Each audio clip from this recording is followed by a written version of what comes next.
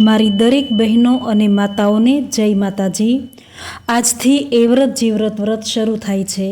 તો આજે હું વાત કરીશ આપણા ગુજરાતની આ ખૂબ જ પવિત્ર અને જૂની પરંપરા વિશે, એ વ્રત જીવ્રતમાંના વ્રત વિશે।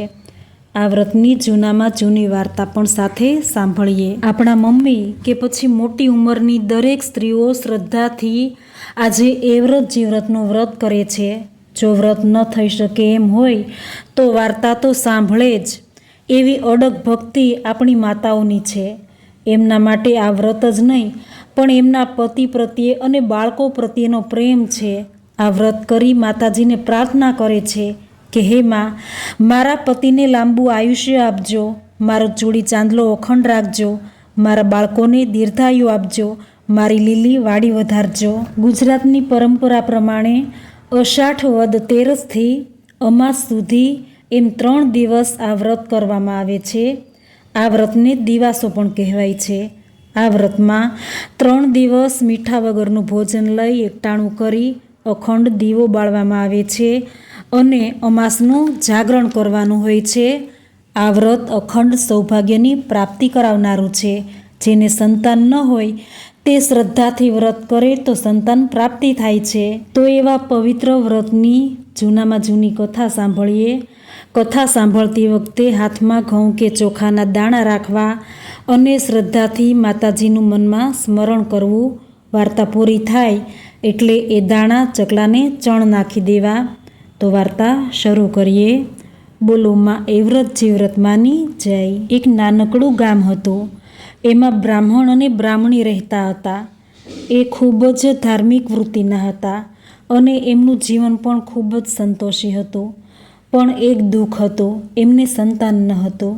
સંતાન પ્રાપ્તિ માટે બ્રાહ્મણ મહાદેવજીના મંદિરે જઈ તપ કરવા લાગ્યા અને જોત જોતામાં 7 દિવસ પસાર થઈ ગયા પણ મહાદેવજી પ્રસન્ન ન થયા। એમાં એક વાઘરી બકરીનું બચ્ચું લઈને મંદિરમાં આવ્યો અને જય ભોળા શંભુ કહી બચ્ચાની ગરદન પર છરાનો ઘા કર્યો।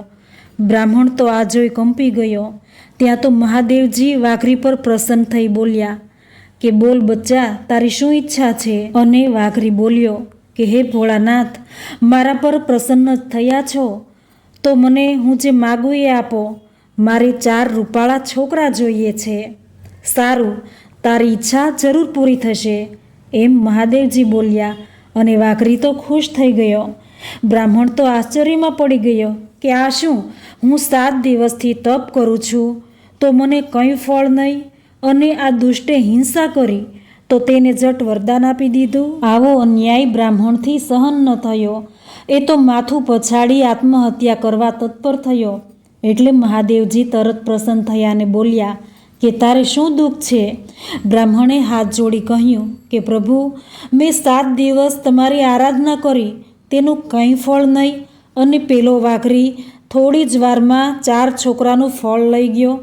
મહાદેવજીએ મંદિરની બહાર પડેલ છાણનો પોદળો એને બતાવતા કહ્યું કે આ પોદળામાં કેટલાક કીડા ખદબદે છે, જો એવો જ વિસ્તાર વાઘરીનો થશે। બ્રાહ્મણ કહે તો શું મને પુત્રનું ફળ નહીં મળે? અને મહાદેવજીએ કહ્યું કે 1 છોકરો થશે, તેને સારી રીતે ઉછેરી ભણાવજે, પણ પરણાવવાનો વિચાર ન કરતો। ભલે પ્રભુ, એમ કહી બ્રાહ્મણ તો ખુશ થતો ઘરે ગયો। મહાદેવજીના વરદાનની વાત કરી એની પત્ની તો હર્ષઘેલી થઈ ગઈ। ત્યારથી એને ચડતા દિવસો થયા અને 10મો માસ આવતા એણે રૂપાળા બાળકને જન્મ આપ્યો। બ્રાહ્મણ બ્રાહ્મણીએ છોકરાને સારી રીતે ઉછેર્યો, સારામાં સારી પાઠશાળામાં ભણાવ્યો અને એક રૂપાળી કન્યા ધ્યાનમાં આવતા એનું સગપણ કરી દીધું અને બંને પક્ષે લગ્નનો શુભ દિવસ પણ જોડાવ્યો। બ્રાહ્મણ હવે ઉમંગમાં ને ઉમંગમાં મહાદેવજીએ આપેલું વચન ભૂલી ગયા। એ તો મોટી જાન જોડી વાજતે ગાજતે દીકરાને પરણાવવા નીકળી પડ્યા। 3 દિવસ બાદ જાન કન્યાને લઈ પાછી વળી, પણ અધવચ્ચે પવનનો ભારે તોફાન સાથે મુશળધાર વરસાદ તૂટી પડ્યો। જાન તો અધવચ્ચે અટકી।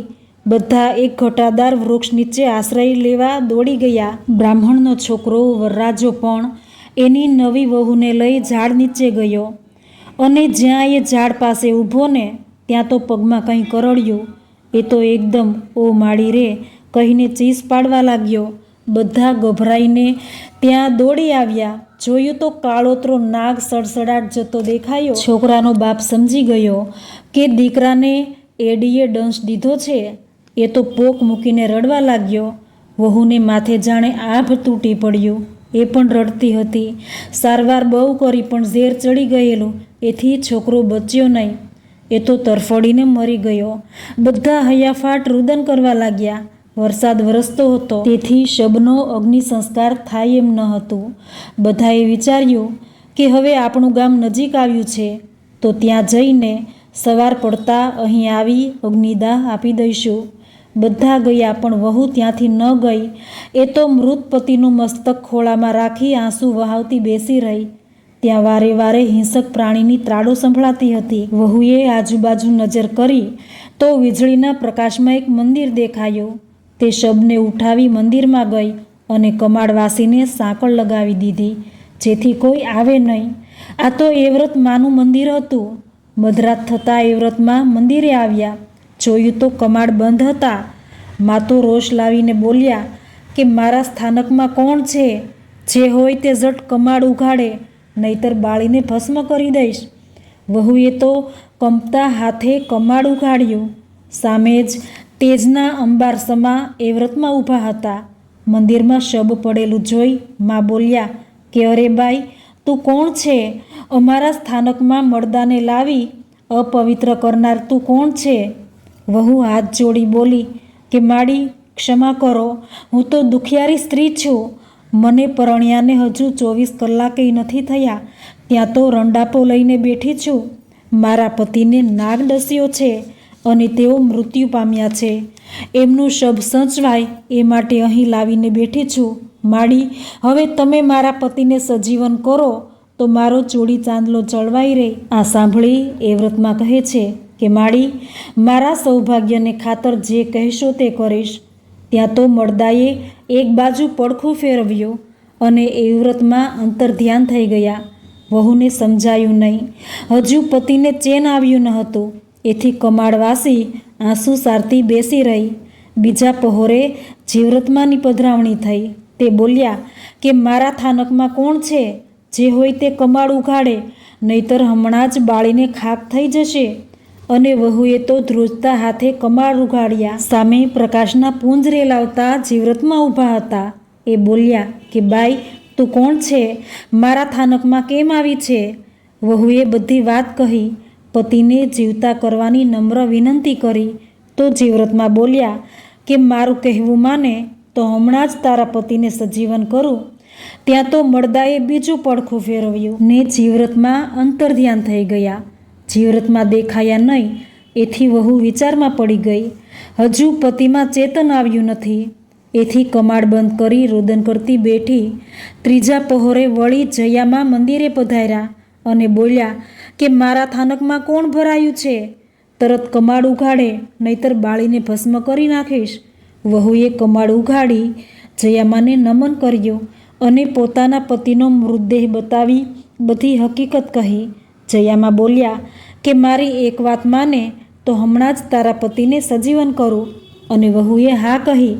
જયામાં કંઈ પણ કહ્યા વગર અંતર્ધ્યાન થઈ ગયા અને મળદું પડખું ફેરવવા લાગ્યું. વહુ તો રાજી થઈ ગઈ, પણ પતિમાં હજુ ચેતન આવ્યું ન હતું. ચોથો પહોર થયો ને વિજયામાની પધરામણી થઈ. વહુએ નમન કરી કહ્યું કે માડી, મારા પતિને સજીવન કરો.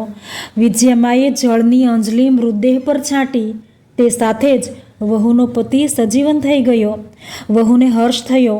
એનો ચૂડી ચાંદલો અખંડ રહ્યો હતો. વિજયામાં આશીર્વાદ આપી અંતર્ધ્યાન થઈ ગયા. વહુએ વરને બધી વાત કહી. બહાર વરસાદ વરસતો બંધ થયો હતો. તેઓ ચાંદીના પ્રકાશમાં ત્યાં કાંકરીઓ વડે બાજી રમવા લાગ્યા. સવારે વરના બાપના ગામનો ગોવાળ આ મંદિરમાં માતાના દર્શન કરવા આવ્યો. તેણે બ્રાહ્મણના દીકરાને જીવતો જોઈ વહુ સાથે બાજી રમતો જોયો. એ તો કંઈ ચમત્કાર થયો માની સીધો વરરાજાના બાપ પાસે ગયો અને બધી વાત કરી. આ સાંભળી બ્રાહ્મણ તો હરખમાં આવી ગયો. એ મંદિરે આવ્યા. જોયું તો પોતાનો પુત્ર અને પુત્રવધુ બાજી રમતા બેઠા હતા. બ્રાહ્મણ તો ખુશ થઈ ગામમાં ગયો અને સગાવાલાને મંદિરે તેડી લાવ્યા. પછી વાજતે ગાજતે વર વહુને પોતાના ઘરે લઈ ગયા. વર અને વહુ તો ખાઈ પીને મજા કરે છે.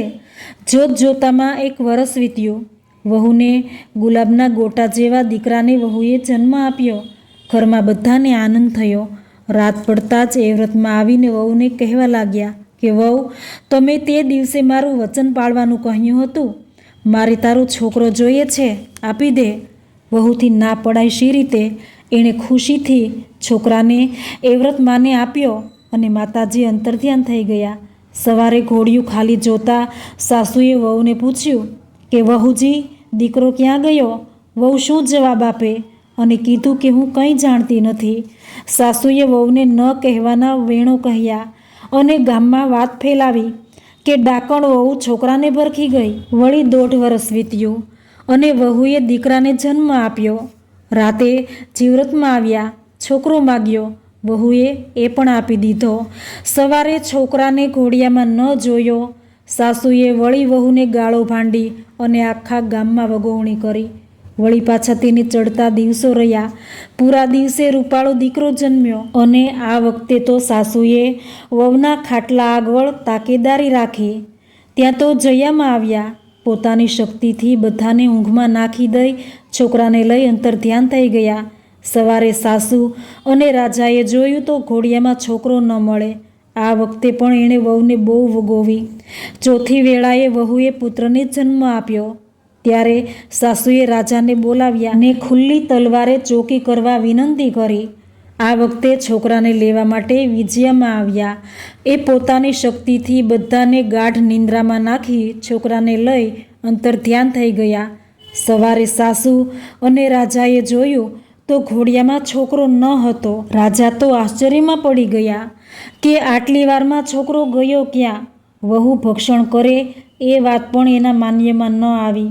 એ વિચાર કરતો મહેલે જતો રહ્યો. આ વખતે સાસુએ વહુને બહુ વગોવી. 5મી સુવાવડમાં વહુએ દીકરીને જન્મ આપ્યો. આ વખતે છોકરીને લેવા કોઈ ન આવ્યું. 1.25 મહિનો થયો પછી વહુને ગોરણી જમાડવાની ઈચ્છા થઈ. એમણે સાસુને કીધું, પણ છોકરાઓ જવાથી સાસુનો જીવ ઊંચો હતો. એથી સરખો જવાબ આપ્યો નહીં. સારો દિવસ આવતા વહુ સવારે નાહી ધોઈ પેલા મંદિરમાં ગઈ જ્યાં ચારેય માતાનું સ્થાનક હતું. આ મંદિરમાં જેનો પતિ સજીવન થયો હતો. ચારેય માતાઓની મૂર્તિની પૂજા કરી ચાંદલા કર્યા અને વહુએ કરગરીને કહ્યું કે હે માતાઓ, આજે સાંજના સમયે તમે ચારેય મારી ત્યાં ગોરણીઓ થઈ જમવા આવજો અને પ્રસંગ દીપાવજો. ચારે બહેનોએ વહુનું આમંત્રણ સ્વીકાર્યું અને સાંજે વહુના ઘરે પધાર્યા. વહુએ ભાવથી પીરસવા માંડ્યું. ચારેય માતાએ જમી લીધું અને ઘોડિયામાં સૂતેલી એ છોકરી રડવા લાગી. ચારેય માતા કહે છે કે આ છોકરી કેમ રડે છે? વહુએ કહ્યું કે એને રમાડનાર ભાઈ નથી ને એટલે. ચારેય માતાઓએ પોતે લઈ ગયેલ છોકરા વહુને પાછા આપ્યા અને આશીર્વાદ આપી અંતર્ધ્યાન થઈ ગયા. આમ બહેનને એના ચારેય ભાઈ મળી ગયા અને માને 4 દીકરા. સાસુ તો મોઢું ફાડીને જોઈ રહી કે આ શું? ચારેય દીકરા પાછા ક્યાંથી આવ્યા? આખા ગામમાં આ ચમત્કારી વાત ફેલાઈ ગઈ.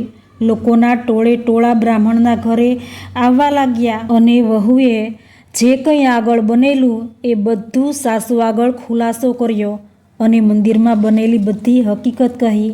સાસુએ લોકોને વાત કરી ત્યારે લોકો આ ભલી અને શ્રદ્ધાળી વહુના વખાણ કરી ધન્યવાદ આપવા લાગ્યા કે ધન્ય છે તને કે મૃત પતિને સજીવન કરવા માતાઓ સાથે વચનથી બંધાય અને 4 છોકરાઓનો ભોગ આપી વચન પાળ્યું. જય એ વ્રતમાં, જય જીવ્રતમાં, જય જયામાં, જય વિજયામાં.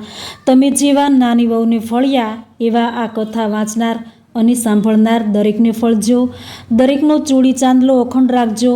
દરેકના બાળકોને દીર્ઘાયુ આપજો. દરેકની આશા પૂરી કરજો. બધી બહેનોને વિનંતી કે આ વાર્તા તમારા બધા જ ફ્રેન્ડ સર્કલમાં શેર કરજો. આજની વાર્તા ગમી હોય તો વિડીયોને લાઈક કરી ચેનલને સબસ્ક્રાઈબ કરવાનું ભૂલતા નહીં અને કમેન્ટમાં જય એ વ્રતમાં, જય જીવ્રતમાં જરૂરથી લખજો. ફરી મળીશું આવી જ વ્રત કથાઓ સાથે. જય માતાજી.